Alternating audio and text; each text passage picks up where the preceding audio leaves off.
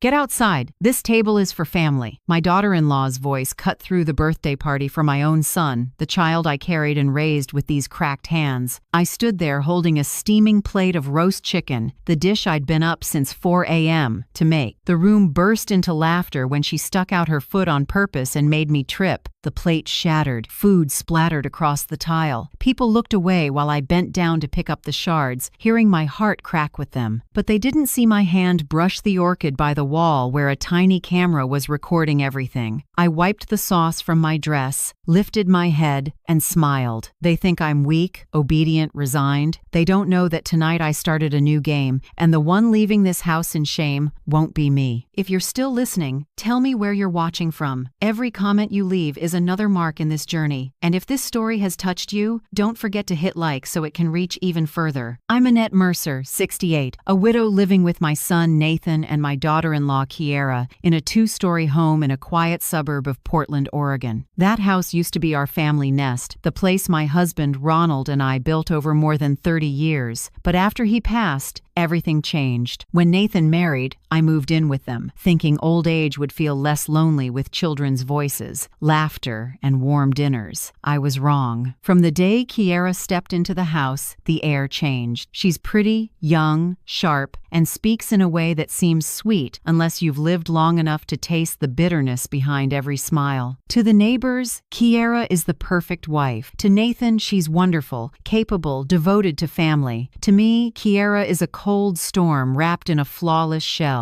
That morning, I got up at 4:58 a.m., like I have for years. I cooked Nathan's favorite honey-glazed roast chicken and the apple pie I've made for him since he was little. The kitchen smelled like memories, and for a second I thought, maybe today will be different. Maybe Kiera will be moved. Maybe she'll say, thank you. But at noon, Kiera walked into the kitchen in a pristine white jumpsuit, soft curls, a wine glass in hand. She looked around and curled her lip like she smelled something bad. "I hope you didn't put too much salt like last time," she said, her voice thin as a blade. "Your son's friends like refined food, not country cooking." I nodded, swallowing the reply on the tip of my tongue. After 5 years living with Kiera, I'd learned that reacting only makes things worse. I turned back to the oven, listening to the chicken skin crackle, telling myself, as long as my son is happy, it's fine. But the price of silence is 1,000 invisible cuts. Every word Kiera said, every contemptuous look, every time she ordered me around in front of others, they were tiny knives dulling my self-respect. The party started at 2 p.m. Neighbors, Nathan's colleagues, Kiera's friends, more than 100 people poured into the house I used to call mine. Expensive perfume mixed with wine, music, laughter. I was still in the kitchen, sweating over hot trays of food. Kiera walked in, smiling, a champagne flute in hand. "Mom, when you finish, make sure you scrub the floors. I just had them polished yesterday." I swallowed and said softly, "All right, I know." Kiera turned and called out, shrill, "Nathan, your mom is cooking up a storm thanks to her." I'm not exhausted. The guests burst out laughing and applauding. They didn't know her was the one who'd been on her feet since early morning, while the daughter-in-law hadn't lifted a spoon. When everyone sat down, I quietly tidied the kitchen corner, took a small plate for myself, and headed for an empty chair at the end of the table. Before I could sit, Kiera stood, voice icy. "Get outside. This table is for family." The lines sliced through the room. Silence fell. I saw Nathan glance up, hesitation flicker in his eyes, then drop his gaze. He said nothing. No one said anything. Only the faint jazz from the ceiling speakers kept playing. I stood and nodded. All right. As I walked, Kiera stuck out her foot. The chicken plate crashed, sauce splashing all over my dress. A few guests gasped. Some looked away. Some gave awkward laughs. "Oh dear, Mom, so clumsy," Kiera feigned concern. "Told you safer to eat in the kitchen." I knelt and picked up the pieces, my hands shaking. Right then, I brushed the orchid by the wall, the spot where I'd mounted the mini camera that morning. The tiny red light blinked, quietly recording it all. I knew I was doing the right thing. No more enduring for my son. I stood, wiped the sauce from my sleeve, and went to my room. The small upstairs room once Nathan's study was now my only refuge. Every night, I wrote in a brown leather notebook, noting down every word Kiera said and everything she did. Not to to cry over it, but to build a record. I opened a drawer and took out 2 envelopes, one cream, one gray. The cream envelope held $40,000 money I'd saved for years from my retirement checks, once meant as an anniversary gift for Nathan and his wife. I used to think a big gift might make Kiera treat me better. Now it just felt ridiculous. The gray envelope held a single photo I'd taken a few weeks earlier. Kiera in a bright red dress kissing a man beside a silver sports car in the parking lot of a downtown hotel. The first time I saw them, my heart stopped. I thought I was mistaken, but there was no doubt. The man was Oliver Grant, Nathan's best friend, the one who called me Mom every time he came over. I didn't say a word. Instead, I began to watch, take notes, and save everything. Texts, hotel receipts, those work trips together. Everything lived on a small hard drive hidden in a locked secret compartment under my desk. At night, I heard laughter in the living room, Kiera's voice mixed with a man's. Maybe Oliver, maybe someone else. I opened my laptop and watched the party footage again. Every insult, every look of disdain clear as day. I scrubbed slowly, clipped frames, and saved the file as the party. When the video ended, I opened the drawer, took out the tiny key hidden in my hem, and locked the evidence drive. Next to it, the cream envelope sat there with its old creases, stripped of value except as a reminder of my naivete. I turned off the light and looked out at the backyard, Kiera seeing guests off, smiling as if the evening proved we were a happy family. I smiled back to myself. I heard her tell a few friends as the party wound down. Next month, when Nathan gets promoted, I'm throwing a grand dinner. I want everyone to see we're the perfect couple. I nodded to myself. All right then, Kiera, I whispered. That dinner will be perfect, just not the way you think. I closed my notebook. The desk lamp fell on the photo of Kiera and Oliver in each other's arms. The soft, yellow light glinted off its corner like a promise. One day, the truth would be laid out on the table, and this time, I'd be the one inviting them to sit. Spring in Portland always smells like damp earth and rain tapping the eaves, but in this house, I couldn't feel that peace anymore. Since my husband Ronald died, I'd moved in with Nathan and Kiera. It had been 5 years since I came with a couple of small suitcases, believing I'd find a quiet home for my old age. I thought at least I'd have my son to talk to, share dinner with, stroll the garden in the evenings. But the house wasn't a nest, it was a stage where I was only allowed behind the curtain. Nathan is a good man, but work keeps him away. He's a project engineer at a big company, out the door before 8 a.m. and back after dark. By then, Kiera would tell stories about her long, exhausting day, saying she worked hard to keep the house, when in truth, I did almost everything. Nathan listened, nodded, and smiled at his wife. He didn't see how Kiera changed her tone with me once the door closed, didn't see the steel in her eyes or the way she jerked her chin to order me to clear the dishes. At first, I let it go. I told myself it was a generation gap, that my daughter-in-law was young and didn't know better. But the small things piled up. I noticed Kiera going out every Tuesday and Thursday, always with the same excuses: groceries, meeting a friend, yoga. At first, I didn't care. Then one morning I saw her dressed far too fancy for a workout silk dress, high heels, designer bag, heavy perfume. Another time, right after she left, I went to water the plants and found a strange handkerchief on the table, dark gray, embroidered OG.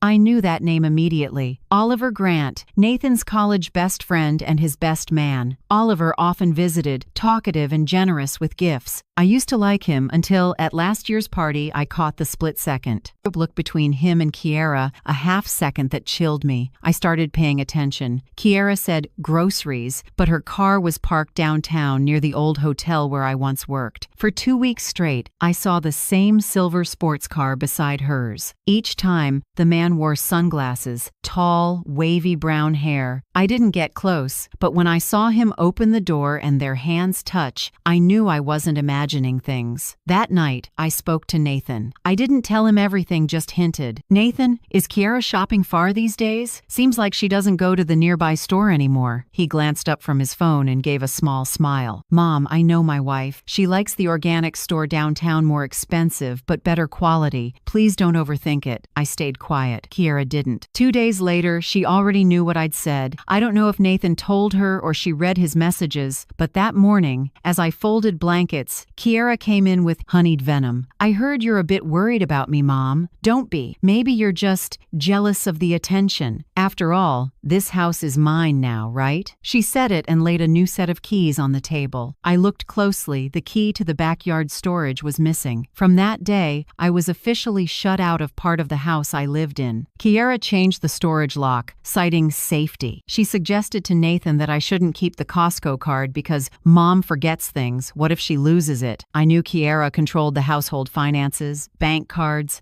bills, everything passed through her hands. And to help Mom, she proposed, she should just use cash. It's easier to manage. Nathan agreed, thinking his wife was caring for me. At dinner, Kiera introduced little rules. "Mom, please sit at the side table so guests are more comfortable. I'm afraid spicy food won't suit you, so I made a separate portion. Also, don't clear the main table after dinner. I don't want your back to hurt." It all sounded considerate, but it was her way to push me out of every family frame. Little by little, I disappeared from photos, meals, and finally from the air of the home itself. One night, while tidying up, I heard Kiera on the phone outside. Her voice was low, but every word was clear. "Don't worry, a few more months. Once Nathan moves up and the money's better, we'll make our move. First, I need to get that old woman out of the house." I froze. That old woman was me. That night, I sat at my desk and opened my evidence journal. I wrote the date, time, details of each conversation and every odd thing Kiera did. I stopped talking and learned to observe in silence. Because silence has power, it makes people careless. I hid a small recorder under the kitchen table, inside the napkin stack. Every night I played it back and saved the things Kiera said when she thought I wasn't. All around, "I just need her to take a fall, one slip, a few weeks in a nursing home, and I'll have this house to myself." Hearing her voice gave me goosebumps. I tracked her routine. She always woke late, left around 10 a.m., returned about 2 p.m., usually after Nathan called to say he was on the way home. She brought in shopping bags, but the receipts were for cosmetics and odd items, nothing to do with groceries. One morning, a bank envelope fell out of her purse. I didn't open it, just saw the bold print. "International transfer, Cayman Islands." I'd done part-time bookkeeping. I knew what offshore accounts meant. I stopped pretending I was living with a normal daughter-in-law. I was living with someone who greased every surface with words and wore down trust with a smile. That night, I opened the cream envelope with $40,000, the gift I'd once planned for them. I set it in front of me, stared for a long time and whispered, "Not an anniversary. Gift. This will be my self-defense fund." I deposited the money into a separate account under my maiden name, Annette L. Graves. I hadn't used that name in 40 years, but it felt safe. I also created a cloud storage account with a separate email, backing up all recordings, photos, and journals. If anything happened to me, nothing would disappear with me. That night it rained. I sat by the window, watching drops slide down the glass, and wondered, if I disappeared, would they notice? The answer hung in the cold, quiet room. I knew it, and it stung. No, they wouldn't. Then I smiled. If they couldn't see me while I was here, they'd see me clearly when the secrets came to light. One early morning in May, while tidying the living room, I found Kiera's phone left on the sofa. The screen lit up with a preview of a text. I don't snoop, but the line felt like a slap. "Baby, the obedient ATM just sent another 900. He's so easy. Sender, Oliver Grant." I froze, gripping the dishcloth. A chill ran down my spine. It wasn't just an affair, they were exploiting my son. I snapped a photo of the screen with my phone, put hers back exactly as it was, and stepped away, heart pounding like I'd stolen a secret from the devil. That night, I logged into Nathan's bank account, the one I still had access to from when I used to help with bills. I scrolled recent transfers and felt my stomach drop. Small amounts, $500, $800, $1,000 twice a month to an account named OG Enterprises. Nathan had no idea. The memos read home repairs or consulting fee. I spent the night going line by line, then wrote it all down in my brown notebook. Each number looked like a drop of blood, small, but pooling into something big. A week later, I started fitting the pieces. For 2 years, whenever Nathan traveled to Seattle for work, Kiera had a work trip to the same city, same days, same hours, same hotel. I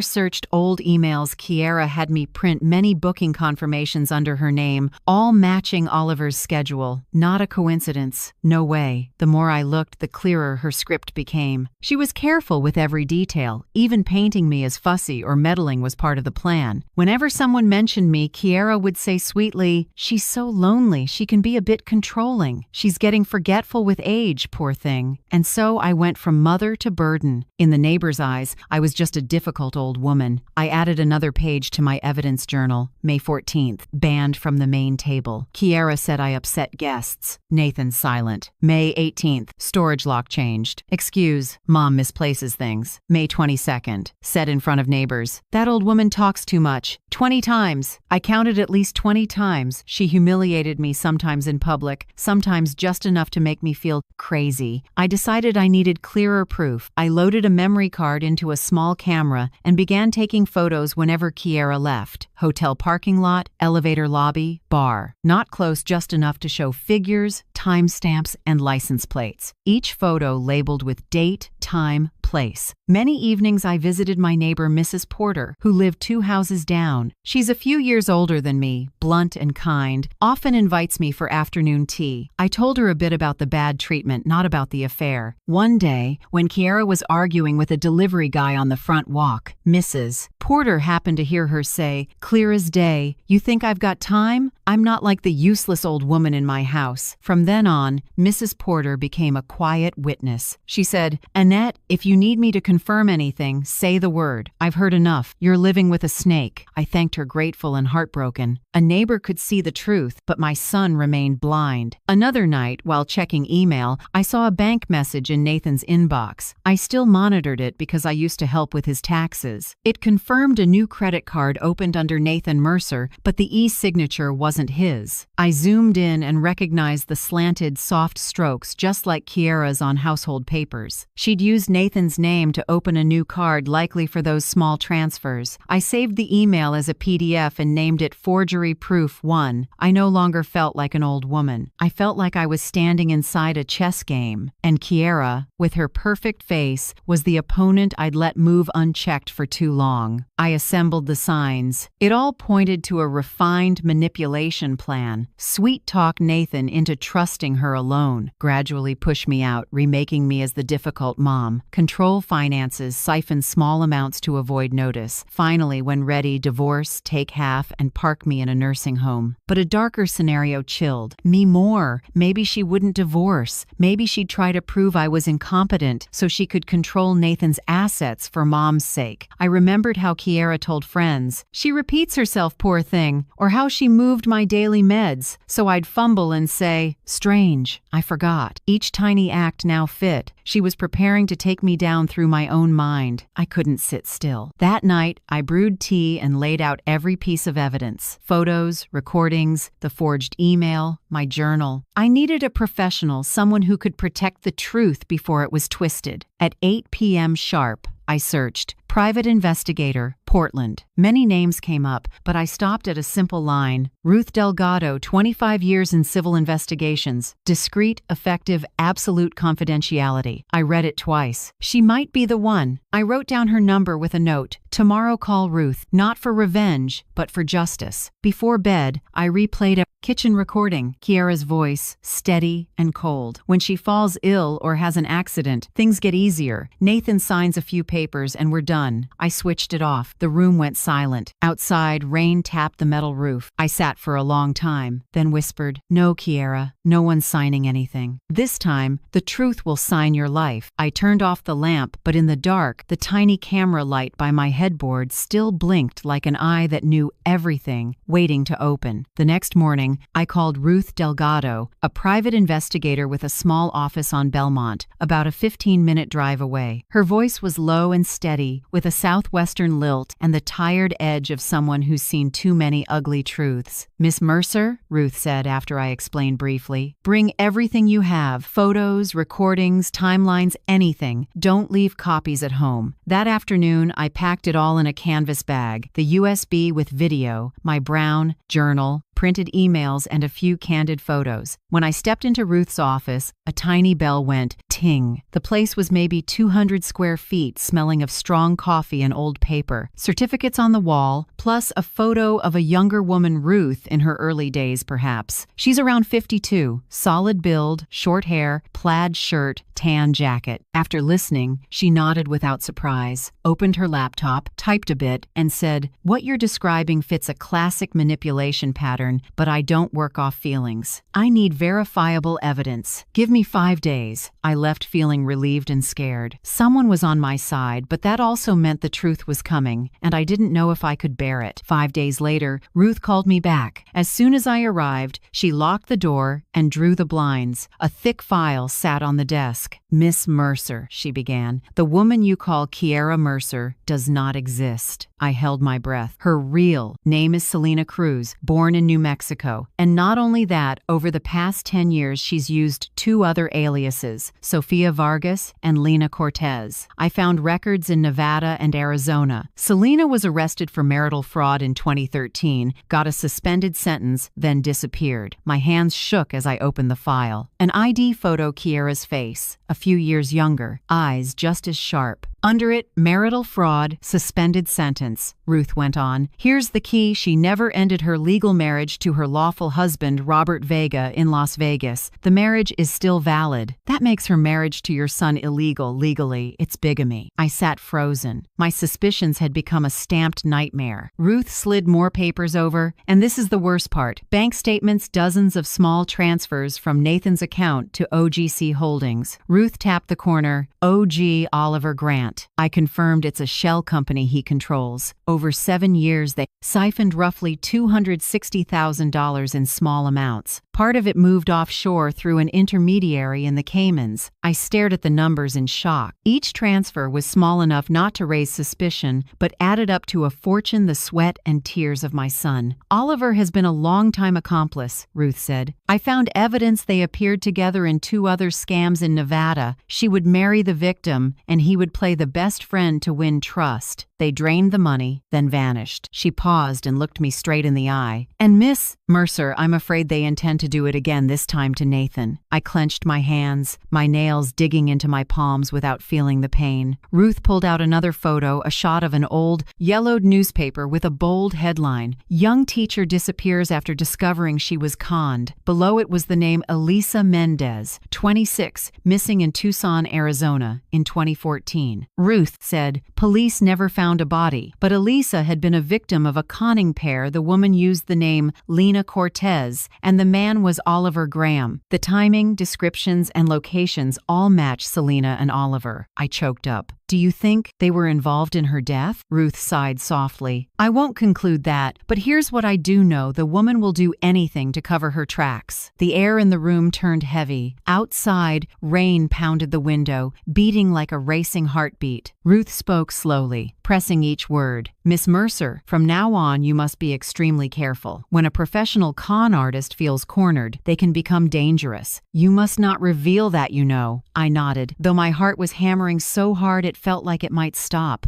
Ruth continued, "I'll help you prepare a legal file, everything certified and safely backed up. But for now, don't tell your son. You need them to believe everything is normal. Let me gather more, then we make our move." I sat in silence. Part of me wanted to scream, to run home and tell Nathan his wife was a fraud. But I knew Ruth was right. If Kiera sensed suspicion, she'd wipe every trace and possibly disappear with the money or worse. I asked, "What should I do now?" Ruth placed her warm, steady hand over mine. "Live as usual, but watch more closely. If you can, let me know their next plan, an event, a party, any occasion they'll gather. We need the perfect moment to expose the truth." When I left the office, Portland's sky was dull gray. The streets were slick with water. I sat in my car a long time, watching people pass, my chest heavy. From now on, every step and every word of mine had to be calculated. That evening, I came home as if nothing had happened. Kiera was on the sofa scrolling her phone, smirking. "Where were you all day, Mom? I was going to ask you to help plan the menu for Nathan's promotion party." I forced a smile. "Oh, I just met an old friend. I'm happy for Nathan. He's getting promoted." She raised a brow. Then help me prep tomorrow. I want this party to be perfect. Yes, I answered, my voice light as air. Very perfect. When Kiera turned away, I glanced at the mirror across the room, reflecting me gripping my handbag. Inside it, the file copies Ruth had just given me. I knew the party she was planning to show off would be the stage for her fall. I was no longer the elderly mother pushed away from the table. I was the witness, the keeper of the truth, and now I had an ally. That night, I sat in my small study, switched on the desk lamp, and reviewed each photo Ruth had printed. Kiera's face looked back at me from the page, the flawless smile of someone who had never paid for what she'd done. I flipped to the last photo, Eliza Mendez, 26, gentle eyes. Under it was Ruth's note. Reported to police 3 days before she disappeared, I whispered. Don't worry, Elisa. This time she won't have time to disappear. Then I opened my leather notebook and wrote another line. May 29th, I know her real name, Selena Cruz, and I won't tell Nathan, not yet. I'll let her build the stage herself, so she has to walk into the spotlight of truth. When I closed the notebook, the clock ticked slowly in the room. Outside, the rain kept falling, but this time it didn't sound sad. It sounded like the countdown before a storm breaks. A week after my last meeting with Ruth, Kiera began talking about the family's big event, a party to honor Nathan for being promoted to regional manager. She spoke to me in a syrupy tone. I want everyone to see how successful my husband is. A classy dinner, small, just a dozen or so, all important people. You'll help me, right, Mom? I smiled and kept my voice steady. Of course, I'll do everything you need. Inside, my heart was cold as steel. I had been waiting for this exact moment. Kiera started her guest list. 14 people, including 2 of Nathan's bosses, a few co-workers, 2 carefully selected neighbor couples, and of course, Oliver Grant. I knew he would come. He never missed a chance to show up where Kiera and expensive wine were present. Kiera called it a night of honor. In my head, I called it judgment night. All week, I played the dutiful mother, up early, cooking, cleaning, making shopping notes, taking Kiera's orders without a peep. Every time she said, "Thank you, Mom, I couldn't do this without you," I nodded and hid a smile. She had no idea I was counting down days and hours. 3 days before the party, a package from Ruth arrived at the house. The delivery man said only, "Miss Delgado asked that you open it yourself." I took it to my room and locked the door. Inside was a thick envelope with copies of the entire investigation, the marriage certificate for Selena Cruz and Robert Vega, bank statements, and photos taken that same day, Kiera and Oliver walking out of the downtown Marriott, hand in hand, lips touching. The photo was so clear that if you enlarged it, you could see Kiera's gold ring, the very wedding ring Nathan had given her 7 years earlier. I folded the papers neatly and placed them into 2 envelopes. The first silver, labeled "Congratulations," was the gift I would hand Kiera in front of everyone. Inside was no money, only the truth. The second, brown, sealed, marked "Emergency," I reserved for the police in case the night spun out of control. After I finished, I drove to Mrs. Porter's, the only neighbor I truly trusted. "Mrs. Porter," I whispered, "if I asked you to keep this, would you?" She looked at me, then at the small hard drive in my hand. "Evidence," I nodded. She asked nothing else, just took an empty cookie tin, placed the drive inside, and set it in a kitchen cabinet. Don't worry, at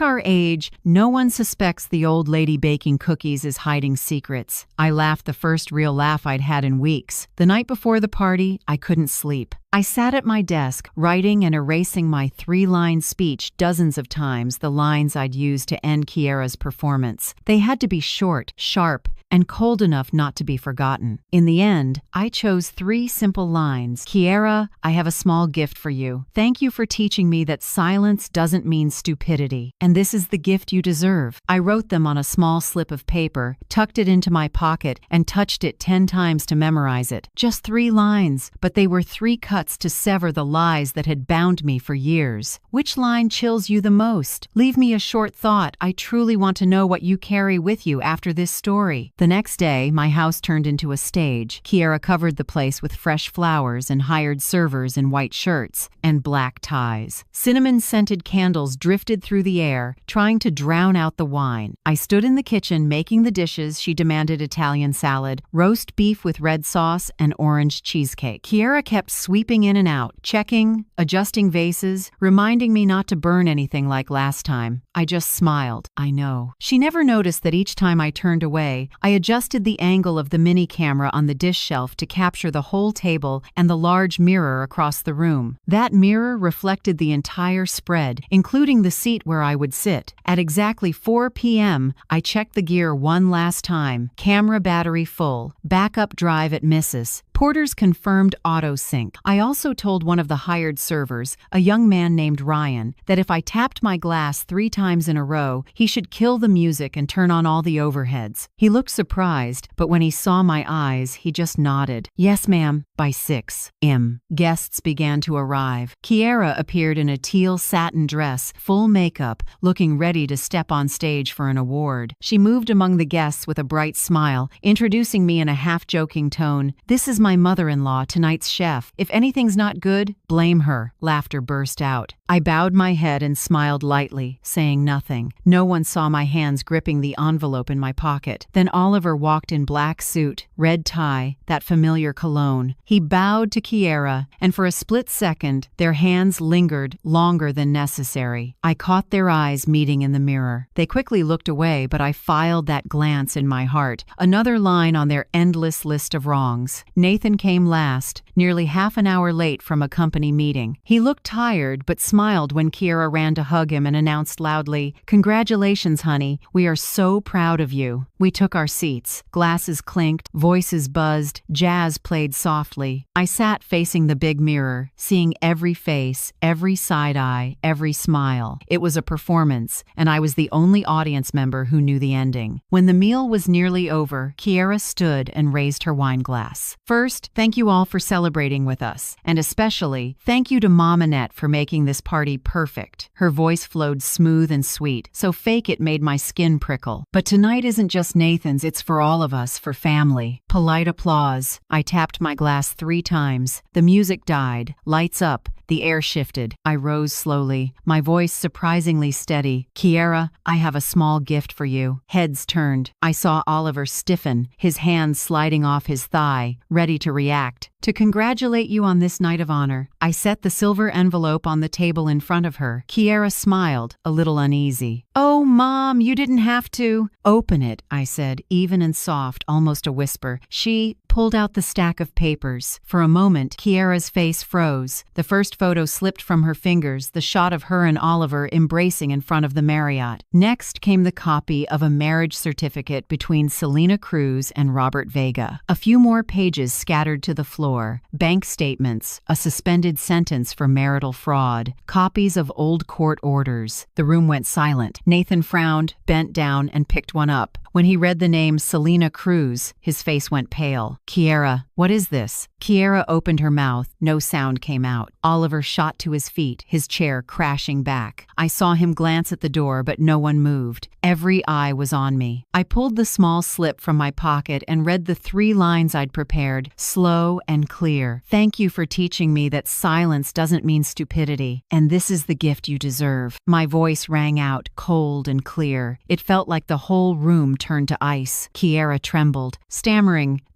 This is fake. Someone did this to me." But Ruth had taught me, at the final moment, say nothing more. I just looked at her. Nathan sat motionless. He looked at Oliver, and his eyes hardened. Both men were silent, like people who knew they'd hit the end of the road. I saw Kiera's lips quiver, her eyes glaze. She moved as if to bolt, but Ryan, the young server, had quietly stepped in front of the doorway. No one knew that beyond the tiny camera recording, 2 automatic backups of the video were being sent to Ruth and Mrs. Porter. I had prepared for everything. Under the bright lights, I saw myself in the mirror, silver hair, straight back, steady eyes, no longer the useless old mother. The night of honor ended exactly as I intended. The one truly honored was the truth. The air in the room seemed to congeal. Only the wall clock and the ragged breathing of people who had just watched a world collapse could be heard. I was still, standing there, under the blazing lights, in the party they called an honor. But in that moment, no one spoke of glory. Only the truth bare, cold, and undeniable. Kiera still gripped the papers, shaking. One sheet slid from her hand, skimming the polished tile and stopping at my feet the photo of her and Oliver kissing outside the Marriott that very afternoon. The sunset in the picture washed their faces in gold, and it felt like I was staring at guilt itself. "This is fabricated, Kiera's voice broke, but no one believed her. I stooped, set the sheet neatly on the table among the wine glasses and half-eaten salads. No, Kiera, I said, slow and steady. The photo was taken this afternoon, the same time you told Nathan you were at the salon. The room held its breath. Nathan looked at Kiera, his eyes darkening. This afternoon, you told me you'd be at the salon until 8. Kiera stepped back, her mouth opening and closing, searching for a way to spin it. Before she could, I laid down the next document, the marriage certificate for Selena Cruz and Robert Vega, stamped in Nevada, still valid. This, I said, meeting her eyes, is your real marriage. You never dissolved it. So when you married Nathan, you committed bigamy. In the eyes of the law, you are not my son's legal wife. A murmur rose from the guest table. Mrs. Henderson, our neighbor, covered her mouth. Another guest, one of Nathan's coworkers, shook his head and exhaled sharply. Oliver stood rigid, his face washed out, sweat beading on his brow. I picked up the third set Nevada criminal records. Selena Cruz, I read, arrested in 2013 for marital fraud. Suspended sentence of 2 years, then disappeared. The same woman, together with accomplice Oliver Grant, previously investigated for defrauding victims. She changed names, states then husbands. Kiera shivered, her voice cracking. No way. You made this up to break us apart, I smiled, without any sense of triumph, only a bone-deep tiredness. If I made it up, why do these photos, documents, and statements all carry your real name? Why does the same signature Selena Cruz appear over and over? And why, over 7 years, did $260,000 vanish from Nathan's joint account? I opened the last set of pages and slid them forward. Small but steady. $500 this month, $1,000 the next. A stream of transfers to a shell called OGC Holdings, owned by whom? Oliver Grant. Oliver yanked his chair back and snapped. That's enough. You can't slander me. Nathan turned, his voice rough. Then explain it, Oliver. Why has your company received my money for 7 years? Oliver's mouth opened, but no words followed. In his eyes, I saw what Ruth had described when a liar is cornered. Their gaze always searches for an exit. Kiera looked around for help, but no one stood with her. She collapsed to her knees, fingers clawing the table edge, lips trembling. I heard the faint crackle of glass her wine glass had fractured, red wine bleeding onto the floor cloth like a spreading stain. I took a long breath and spoke clearly. Do you remember the envelope I said I'd give you, Kiera? The one I was going to fill with $40,000 to thank you for taking care of me? Tonight I changed my mind. I'm giving you the truth, and that is worth more than anything I have. Kiera looked up, eyes brimming. You've destroyed me. Softly I answered. No, you destroyed yourself. Nathan said nothing. He stood there, staring at the papers scattered across the floor, the light gone from his eyes. 8 years of marriage turned to dust in minutes. I wanted to go to him, but I knew he needed space to face the pain. A few guests began to leave in silence. No goodbyes. They slipped out, heads down, as if the air itself could stain them. Oliver was the first to bolt. He grabbed his coat, avoided Nathan's eyes, and vanished like a thief. Kiera stayed there, clutching her head, whispering, No.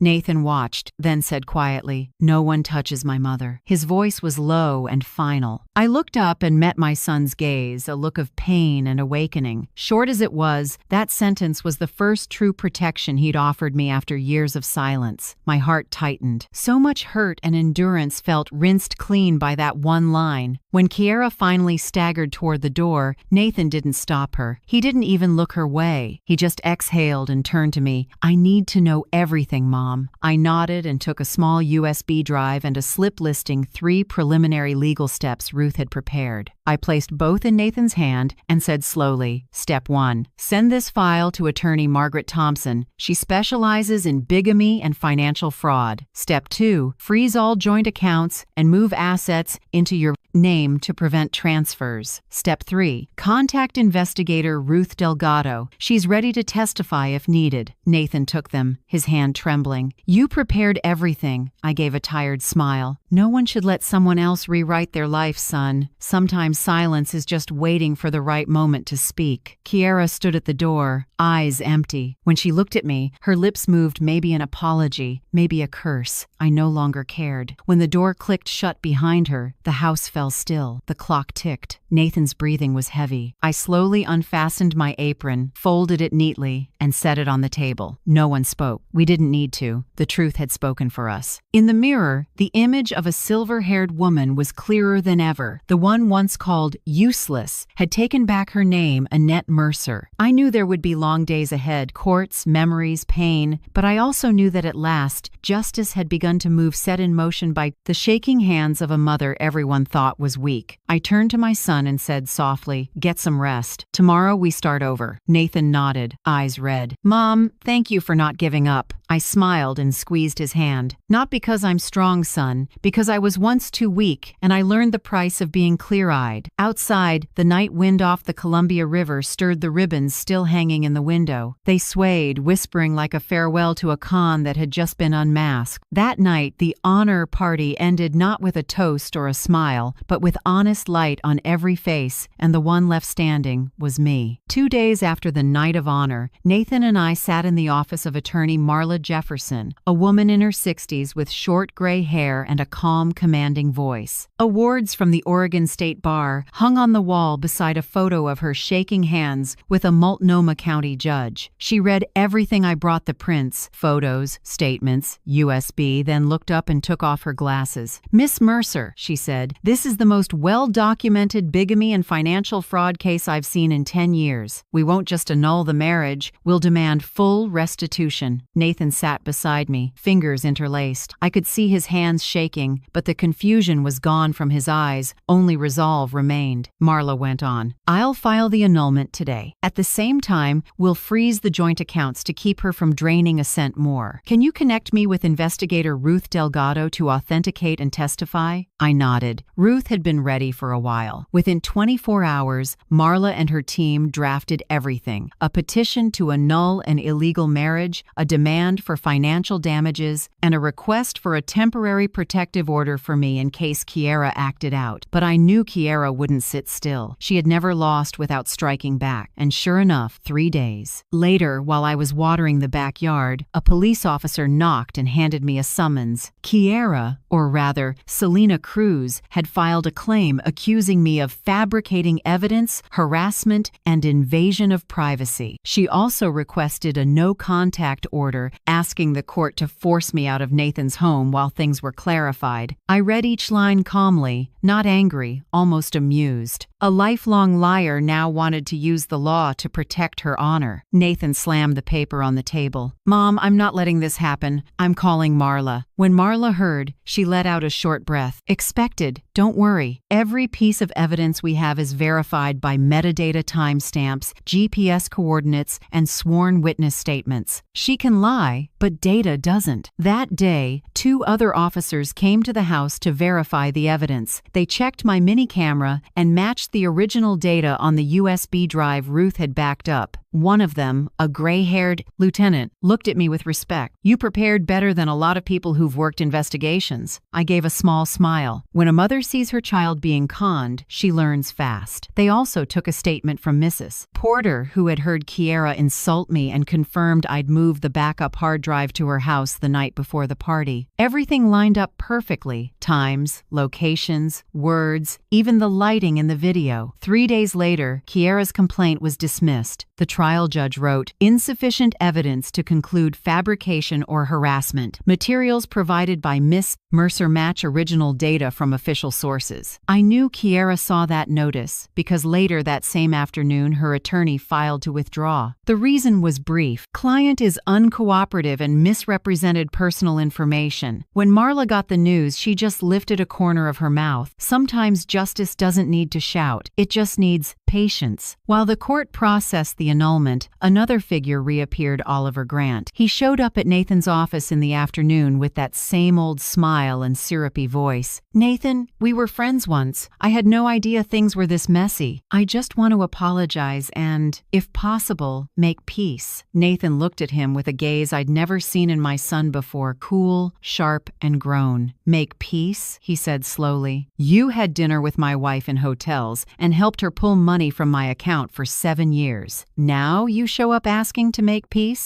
You should say that to a lawyer, not to me."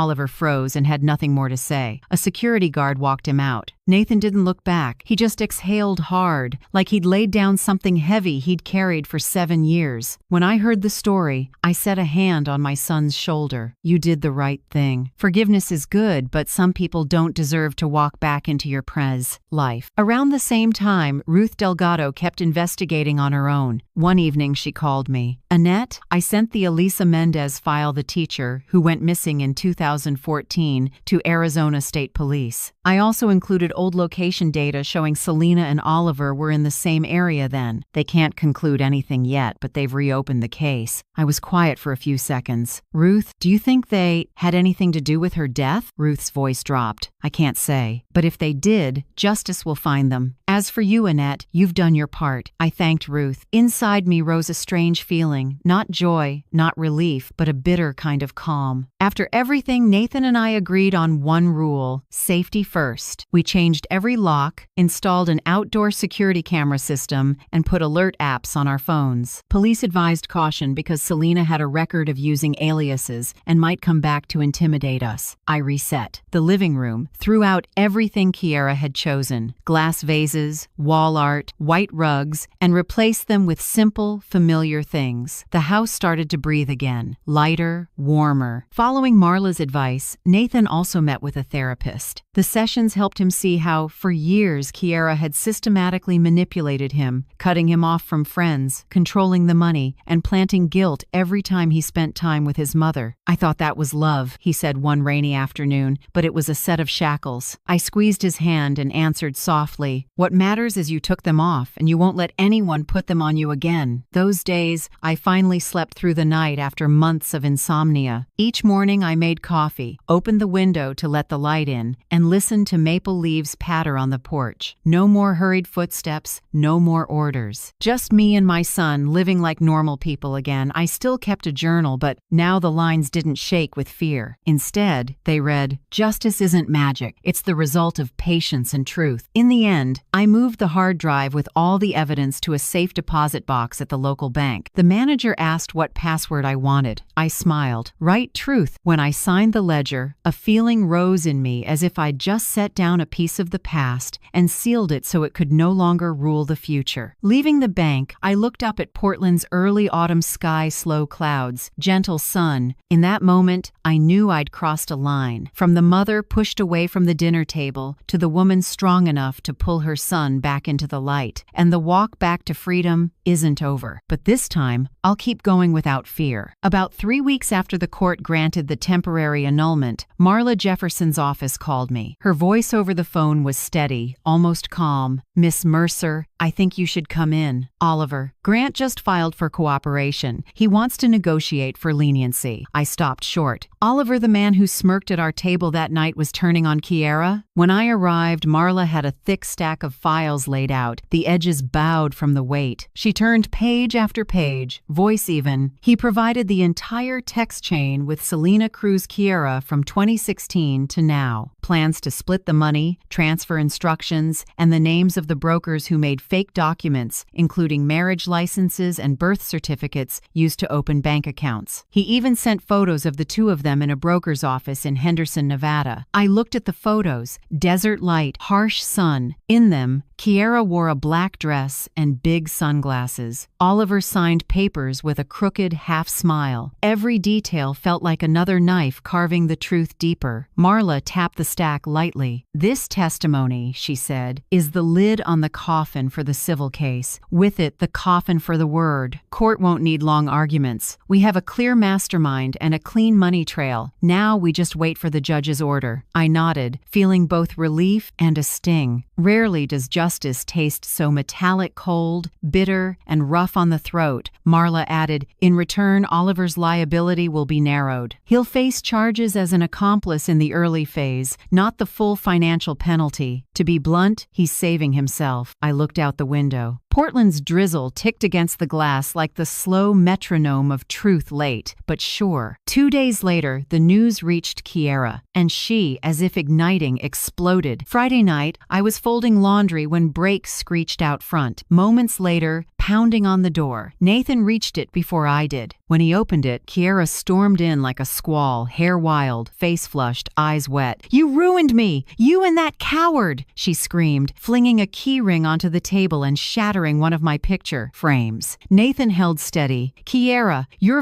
violating the no-contact order. Leave now." She didn't listen. She lunged, knocked over a vase, and hurled her purse at the wall. I stood behind my son and kept my voice even. "Kiera, the police are on their way. If you have any self-respect, go outside and wait." She only screamed louder. "You think you've won? You'll pay for this!" Right then, cruiser lights flashed in the driveway. 2 officers came in and told Kiera to calm down. She fought, struggled, and ended up cuffed and led away. I watched. No anger left, only pity. A person who once believed she controlled everything was now being escorted off in a wrinkled dress to the chill of sirens. Kiera made bail the next morning, but that afternoon I found a handwritten letter in the mailbox. Yellow paper, slanted script I knew too well. "You think it's over, Annette? You've only just started. I still have my own cards. We'll meet again." Nathan wanted to burn it on the spot. I kept it, slipped it into a plastic sleeve, and said quietly, "No, son, this is evidence of a threat. I'll give it to the police." Don't let feelings blur judgment. That's the mistake Kiera keeps making. I went to the station, submitted the letter and a copy, and gave my statement. The lieutenant skimmed it and nodded. "You did the right thing. We'll add this to the file. If she does it again, the no-contact order escalates to a criminal charge." I stepped back into a light rain, feeling steadier than ever. When you're no longer afraid, calm becomes your sharpest weapon. In the weeks that followed, Nathan began reclaiming everything Kiera once controlled. He worked with the bank, the law firm, and the tax office. Each call, each signature was one more link cut from the invisible chain. I sat in the living room while he handled a call. "Yes, cancel all former authorizations. No one but me has access now. And please confirm she's no longer listed up on my credit file, correct?" Nathan's voice was firm, no tremor like before. When he hung up, he exhaled and sat beside me. "I can't believe it, Mom. For 7 years I lived blind." She decided everything. "I thought I was protecting the family, but I was protecting the person who tore it apart." I took his hand. "It's all right, Nathan. What matters is you see it now. And you're fixing it yourself." He nodded, looking far off. "You know, my old friends faded away. The people who used to gather around Kiera are silent now. Maybe they were only around for the perks." I smiled lightly. "That's called passive collusion. When the money stops, they disappear. Don't be sad. Our home needs quiet more than noise." The house truly was quiet. No staccato heels, no late-night phone buzz. Just simple sounds, the kettle, a classical station on the radio, and a soft breeze at the window. Near the end of the month, Marla texted, "Inside tip. State police have opened an investigation into the fake document ring in Henderson. Oliver is supplying more evidence. High chance Kiera will face criminal charges in a few weeks." I read it, set the phone down, and brewed 2 cups of tea. Nathan came in from the kitchen. "What is it, Mom?" I handed him a cup. "The ring that made the fake papers Kiera used, they're under investigation. She won't get away." Nathan sat quiet for a moment, then asked, "Do you think justice comes too late?" I looked at him and smiled. "Justice can be slow, son, but it's steady. Like a river, slow, patient, but unstoppable." He nodded, eyes glossy. I set my hand on his shoulder and felt it steadier than ever. Outside, the rain stopped. A thin beam of sun slipped through the gray and fell across the porch, landing on an old family photo, me, my husband, and Nathan smiling on a long-ago picnic. I realized that for years the light had never fully gone out. It was only covered by layers of lies and hurt. Now, as the clouds thinned, the light of truth found its way back. And I, Annette Mercer, 68, knew more clearly than ever. No need for revenge with violence or venom. Patience and truth are enough to make a liar fall in their own shadow. After months of strain, as the court calls tapered off, Nathan and I finally had time to breathe. No more paperwork, no more attorneys, just the space between a mother and son that had long been filled with silence, misunderstanding, and sharp words. One late autumn afternoon, with sunlight slanting through the kitchen window, Nathan sat across from me. His voice was small but clear. "Mom, I have to say this." I set down my tea. His eyes were tired but resolute. "For 7 years," he said, "I believed Kiera without question. I believed everything she said about you, that you interfered, that you didn't like her, that you made me feel guilty. I didn't see I was letting you be humiliated and pushed out of the house I grew up in. I said nothing. I just listened, like hearing old wounds open once more. I remember your last birthday, Nathan went on, eyes reddening. You baked a cake, and she told you to sit in the kitchen and not come to the living room. I didn't say a word. You bent down to pick up a fallen piece, and I still didn't say a word.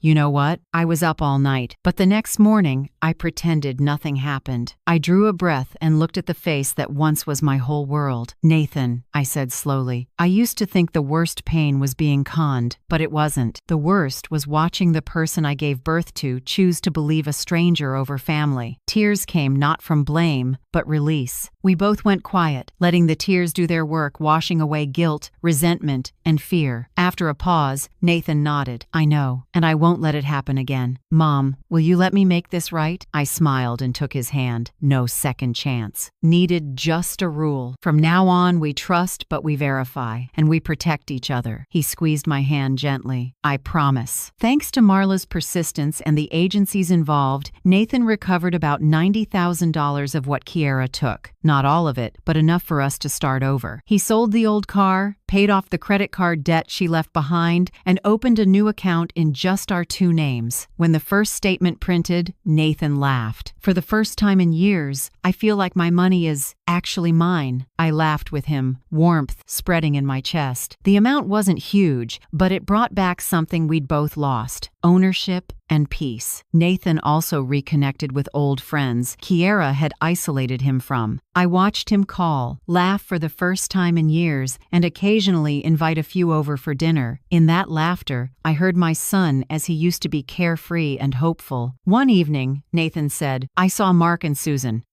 He said, I vanished from the group for years. Everyone thought I was just busy. Now they understand I was controlled so much I didn't recognize myself. I nodded. When someone steals your voice, you start to think silence is safe. But it's okay, you've got your voice back. As for me, after years of giving everything to others, I finally gave time and money to myself. I took the $40,000 I once meant to gift Kiera and fixed up my room. Nothing fancy, nothing fussy. Warm wood floors, a wall painted soft beige, a window facing the garden. I hung a few of my own paintings, lavender, Oregon meadows, and one of a mother's hand holding her son's. I signed up for an afternoon painting class for seniors at the community center nearby and a Friday waltz class. At first I was shy, afraid people would think I was a daydreaming old lady. But when the music started and the slow steps carried me along, I felt my heart grow young again, light as if it had never known hurt. The young instructor, Emily, smiled. You carry yourself beautifully as if you were an actress, I answered quietly. No, I'm just someone who forgot how to stand tall and is learning again. Our house changed too. I cleared out the flashy pieces Kiera had picked, shiny but cold, and brought back the old wood table, a few chairs with small scratches, and plain linen curtains I sewed myself. The living room stopped being a showroom and became a place to breathe, sit, drink tea, listen to music, and talk. It was small but warm. I started a photo album called Quiet Days. In it, I placed shots of the two of us over time. Nathan repainting the fence, me arranging flowers, us eating on the porch, or simply his smile while reading. Each page was proof of healing, of small things that matter most. Under each picture, I wrote a short caption like, First morning we weren't afraid of a key turning in the lock. The day Nathan made coffee and asked, Less sugar or more milk, Mom? The day I walked into dance class without looking at the floor. I'm not young anymore, but that's all right. For the first time, I'm living for joy, not obligation. One early winter evening, as the Columbia River sent a chill through town, Nathan and I set the table. Simple roast chicken, red wine, a few small candles. No one needed permission. No one had to stay quiet. Nathan pulled out my chair and smiled. For the first time in years, I want to eat with you without feeling anxious. I nodded, looking around a kitchen that had once held so much pressure pressure and was now a place to begin again. When we raised our glasses, I said, my voice a little shaky but sure, at last, home is home again. No more performances, no more fear. Just real people and real love. We clinked glasses. Wine shimmered, candlelight softened my son's face, no longer worn down, but alive. I took a photo. In the frame, two people sit side by. Inside, warm light washing over the wood table. I pasted it on the last page of Quiet Days and wrote, December 24, first dinner without dodging. After so many years, we're finally at the same table. And I understand now, sometimes justice isn't in a verdict, but in the moment you get to live for real. I closed the album and listened to my heart, slow and steady, no more fear, no more rage. Just the rhythm of someone who has survived a storm and is grateful to still love, forgive, and call a place home. The following spring, cherry blossoms filled Portland, and our life felt peaceful enough that I thought I had nothing left to worry about. Until one afternoon, Nathan stepped into the living room, hovering at the doorway like the boy who once feared being scolded for breaking a vase. Mom, he said, there's someone I want you to meet. I looked up from my notebook. Who? Harper Lane. She's a nurse at Good Samaritan. Divorced for 3 years, 2 teenagers. His tone was steady, but his eyes were a little anxious, as if bracing for my reaction. After what we'd been through, I understood why. I set down the pen and sat up. Do you want the truth? Nathan nodded. Okay, I don't need perfect for you. I need honest. If she lives simply, respects you, and doesn't treat family like a tool, then I'm all for it. He smiled lightly, as if a weight slipped off. Harper is like that, Mom. She doesn't like flash. I met her when I donated blood for a disaster relief drive. She was the nurse who drew it, and she said something I can't forget. Anyone can save someone, even with a single drop of blood. I smiled. Sounds like someone who thinks deeply. A week later, Harper came for dinner. I made honey-roasted chicken and vegetables, simple, warm. When she walked in, I saw it right away. A 43-year-old woman who neither flaunted nor hid. Brown hair tied back, a navy dress, a kind smile, and eyes tired yet gentle, the eyes of someone who has seen a lot of pain and still chooses kindness. Nathan gave a brief intro and went to open wine. Harper turned to me, smiling. Thank you for having me. Nathan says your roast chicken is legendary in the family. I laughed. He's exaggerating, but if you want, I'll show you the recipe next time. After we ate, Harper didn't sit and wait like so many others once did. She rolled up her sleeves, washed dishes, wiped the table, and asked about small things, our backyard, the paintings on the wall, how I was learning the waltz. In 15 minutes, I realized she spoke little about herself but listened closely when others shared. Nathan watched without interrupting. In his eyes, I saw something rare, trust. That night after Harper left, I told my son, she's not someone who plays a role. I can feel the respect in the way she looks. Nathan smiled. You sense that fast. I shrugged. When you've been deceived, intuition becomes your most reliable compass. But don't worry, I won't let old fear turn me bitter. In the weeks that followed, Harper stopped by more often. I kept a bit of distance, not from suspicion, but because caution had become a reflex. Even so, each time she came, I felt myself relax a little more. There was a time, while we were baking together, when Harper talked about working in the ICU, where she cares for dying patients through the night, listens to ventilators breathe in steady rhythm, and watches people leave this world without getting to say a last word. Sometimes I want to quit, she said, wiping her hands on the apron. But every time I see someone survive, I think, if I hadn't been there, maybe they wouldn't have made it. I went quiet. Suddenly I understood her more, a kind of kindness that isn't loud, steady like a heartbeat. When Harper introduced her 2 kids, I didn't know how it would go. A 16-year-old boy named Owen and a 14-year-old girl named Lila, both polite but guarded. They didn't call me grandma, just gave a small nod and sat still. After dinner, Lila spoke plainly. I just want one thing clear. We don't like being shown off at family gatherings. We have school schedules, and sometimes we just want to stay put. I looked at her and smiled. I understand. Everyone needs their own space. Our house has a rule too. No one is forced to share what they're not ready to. Lila nodded, and Owen added softly, I like people who are straightforward. Thank you. I laughed. Then we'll get along. The next day, Nathan suggested we make a shared calendar for the fridge. Blue for the kids' school schedules, yellow for Harper's work, red for my plans and Nathan's. At the bottom, I wrote, Respect isn't what you say. It's knowing when to stop. Harper looked at the board, touched the taped corner, and said quietly, "Prettier than I imagined." In the evenings after that, our kitchen had laughter again. Nathan practiced cooking vegetarian dishes for Owen and Lila, even though he burned them twice in a row at first, Harper teased. "A nurse can save lives, but a bad cook can kill taste buds." We all burst out laughing, including me. I stood there watching, eyes misty. It had been so long since I'd heard the click of chopsticks, voices overlapping, real laughter in this house. No more tiptoeing, no more watchful eyes, just real people, awkward but sincere. One Saturday night, when everyone had gone to their rooms, I quietly took out an old wooden frame, the kind I kept from my film photo days. I printed a picture of all of us at our most recent dinner, Harper in the middle, Nathan on one side, Owen and Lila on the other, and me at the end of the table, smiling. I wiped the frame clean, slipped the photo in, and tied it with a brown ribbon. The next morning, I handed it to Harper. "For me?" she asked, a little surprised. I nodded. "For you. I once learned something: every new home needs new memories. I hope this will be one of your first good memories with us." Harper was quiet for a moment, then said softly, "I don't know what to say except thank you. You know, it's not easy to be welcomed like this." I smiled gently. "I'm learning it too, how to accept kindness without suspicion." That night, after everyone went to bed, I sat at the table and opened my journal. I wrote, "Trust is a muscle. After it's been hurt, it grows weak and trembles. But if you train it again, bit by bit, person by person, it becomes stronger than before. Today, I chose to trust someone new, not because I forgot the past, but because I'm brave enough not to fear the future." I set down the pen and looked around the house, full of the smell of food and the whisper of night wind against the window frame. Outside, the streetlight shone through the curtains and reflected on the new photo hanging on the wall where a family was smiling. I exhaled and felt warmth in my chest. Maybe this is what real justice looks like. Not payback, but the ability to stand up, love again, trust again, even with a heart that's been shattered. One quiet Monday morning, as I was making coffee in the kitchen, a short news segment on TV made me freeze. The anchor's voice was even, but each word pricked a nerve in my memory. Breaking news from Florida: a woman whose real name is Selena Cruz, 42, has been arrested for financial fraud against an elderly man. According to records, the victim is a retired police investigator who detected identity forgery and alerted authorities. The defendant is currently in custody, awaiting extradition to Nevada and Oregon to face prior charges. I stood still, spoon in hand. A moment later, Nathan walked in, looked at the screen, then turned to me. "It's her," he said quietly. I just nodded. No trembling, no gloating, no anger, only a deep stillness, like when the last storm finally passes and only a gentle wind remains. In the report, they showed footage of Selena being escorted, gaunt face, eyes that once brimmed with pride now empty. According to the details, she'd been using the alias Clara Jensen, scamming a 78-year-old widower in Sarasota, Florida. But this time, her prey wasn't easy to fool. He was a former investigator who spotted irregularities in bank records and set a trap to catch her in the act. I sat down, poured more hot water into my cup. Nathan quietly turned off the TV. Neither of us spoke. Some news doesn't need commentary, only the knowledge that justice finally found its way. A few days later, attorney Marla called. "Annette," she said, "I'm sure you've heard. And there's more. Oliver Grant was just sentenced in Nevada. He thought cooperating with us would be enough to walk, but the prosecutor found additional evidence in a prior case. In the end, he got 3 years and has to forfeit all illegal profits. He won't be coming back to finance." I was silent for a moment, then asked, "Did he say anything about Kiera?" Marla gave a dry chuckle. "Only one line. I chose the wrong person to trust." I smiled faintly. "That sounds familiar." "Yes," Marla replied, "but at least things are wrapped up now." Nathan's annulment was finalized around the same time. The court issued an official ruling. The marriage between Nathan Mercer and Selena Cruz was void from the start due to bigamy. Nathan regained full ownership of the house, accounts, and insurance. Kiera had no claims, not a cent. Marla sent me a copy of the ruling with a small note, one of the cleanest annulments I've handled in 20 years. Nathan held the paper and exhaled like he was laying down a burden. "I don't have to hear that name anymore." I looked at my son and smiled slowly. Sometimes justice arrives in the simplest form, a document confirming that truth won, On the civil side, the court ordered the return of what had been recovered, $90,000. Nathan clawed back from Kiera's accounts and left the door open to sue for more if investigators uncover hidden assets, Marla explained. If they trace overseas accounts later, Nathan will have the legal right to claim those funds. But honestly, I don't think your son needs more money. He has something better, peace. I agreed. Some things money can't buy, and some losses can only be repaid by time and trust. A month later, Ruth Delgado called me. Her voice carried a rare emotion. Annette, Arizona State Police just reopened the Elisa Mendez case. I held my breath. Any new findings? Not a conclusion yet, Ruth said. But Elisa's contact list shows 2 names, Selena Cruz and Oliver Grant. I won't claim more than that, but at least they can't hide in the dark anymore. If Elisa is still alive, she'll have people fighting for her. I closed my eyes. The face of the gentle young woman from the old photo Ruth once showed me rose in my mind.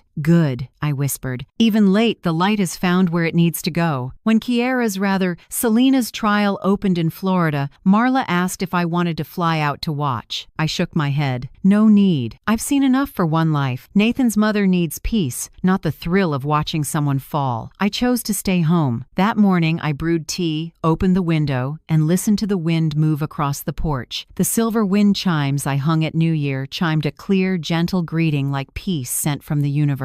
That afternoon, Nathan sent me his final email related to her. Just one short line. I have nothing more to hear from you. I read it over and over, not to grasp the meaning, but to feel the resolve in each word. A man who had once been too soft to say no was now strong enough to close the past with the briefest sentence. I replied, "Well done, son. Sometimes silence is the strongest answer." That night, I opened my laptop and went to a nonprofit's website, the National Victims of Marriage Fraud Support Fund. I filled out the form, chose a donation of $2,000, and wrote a note. On behalf of mothers who lost their children to people who know how to perform, and children who are learning how to love for real again. When I clicked submit, I felt lighter, as if I'd finally repaid my last debt to the past. One morning, Nathan and I hung new wind chimes on the front porch. The old one had lost a piece, so I bought a new set made of pure white shells that sounded like a faraway sea. "Beautiful, Mom," Nathan said, smiling. "Yes," I answered. "Every time the wind blows, we'll remember we went through the storm and are still standing here." We both fell quiet, listening to the breeze slip through the maples, carrying the scent of damp pine and a hint of salt from the ocean. That evening, I opened an old drawer in my study, the one holding the tiny camera key that recorded all of Kiera's sins. I held it in my hand for a long time. That little thing had once been the weapon that helped me win justice, and a symbol of the days I lived in fear. I took a small wooden box, placed the key inside, and closed the lid. Before locking it, I whispered, "Thank you for helping me, but from now on, I won't need you." Then I turned the lock. The faint metal click sounded like a period at the end of a sentence. I set the box high on a shelf between books on painting and meditation. Outside, the wind chimes rang again, steady, airy, like fate's soft laughter. I sat down and wrote the day's final line in my journal. The name Selena Cruz has been locked away with this key. I don't need to remember the one who hurt me. I only need to remember that I stood up and taught my son how to walk forward in the light. I closed the journal and set it by the window so the moonlight could wash the page. Outside, the night wind stirred the chimes into a gentle song, the music of true peace, the kind it's taken nearly my whole life to find again. A year later, the backyard turned green again. The grass felt soft as velvet, and the lavender bushes let out a light scent whenever the breeze passed. I set my easel by the kitchen door, where morning light slipped through the curtain and shimmered across the wood floor. That very moment became the inspiration for my new painting, Light Through the Kitchen Curtain. It took me nearly 3 weeks to finish, each small brushstroke like a shard of memory fitted back in place. The light in the painting isn't dazzling, just gentle and patient, exactly like the kind of justice I've believed in all along. Not loud, only steady and true. Our life changed. Nathan and Harper decided on a small engagement party. Just family and a few close friends. No fireworks, no stage, just a warm gathering in the backyard that had once weathered so many storms. When the music started, Nathan came to me and held out his hand. "Mom, I want you to walk me in. No one else deserves it more. I took my son's hand, my heart trembling in a new way. A small path scattered with petals, Harper waiting at the end with a gentle smile. I looked around the tables, everyone sitting together, no one banished to the kitchen, no one forced to watch someone else's happiness in silence. When Harper and Nathan exchanged rings, a breeze nudged the kitchen curtain in the distance, and I thought of the painting I was working on. That light was no longer a symbol of loss, it was proof of rebirth. A few months later, I became Grandma Net to the kids. Harper's two, Owen and Lila, often came over on weekends. They no longer called me Miss Annette like before, but Grandma Net, easy and warm. I taught them to spell the flower, names in the garden from daisy, lavender, to hydrangea. Lila's favorite was Iris, because she said it sounded like a princess's name. Owen, the quiet one, loved to watch me paint. One afternoon he asked, "Grandma, how do you paint clouds so they look real and not just fluffy white blobs?" I smiled and put the brush in his hand. "Don't paint clouds, honey. Paint the light around the clouds. When you understand what makes them glow, you'll paint the whole sky." He nodded thoughtfully, looking at me like he'd just heard something bigger than art. Maybe, in that answer, I was talking to myself too. When we find the light, the darkness stops being so frightening. I decided to run a free weekend painting class for seniors in the neighborhood. At first there were only 3, Mrs. Porter, Mr. Jenkins, and Miss Lynn, but in just 2 months the class doubled. They brought joy with them, along with old stories and a kind of loneliness only the elderly truly understand. We sat around a long table and giggled like children whenever someone spilled paint. I realized some smudges are beautiful because they show a hand that still trembles but hasn't given up. In the drawer of my art table, that old envelope of $40,000 had turned into receipts of happiness. Paint, brushes, frames, a few art guides, and a tin of cookies for class. Each receipt proved I'd chosen well. Instead of gifting money to a liar, I invested in real joy. In the afternoon light, I paused to write a few lines in my journal. Justice isn't the gavel's crack in a courtroom. It's the truth walking long enough to ring out on its own. And kindness, when protected, always finds its shelter again. I looked out at the yard, Harper watering flowers, Nathan setting up a swing, the kids arguing over coloring. The scene made me remember that night of the party when I'd stood shaking with an envelope of truth. If I could go back,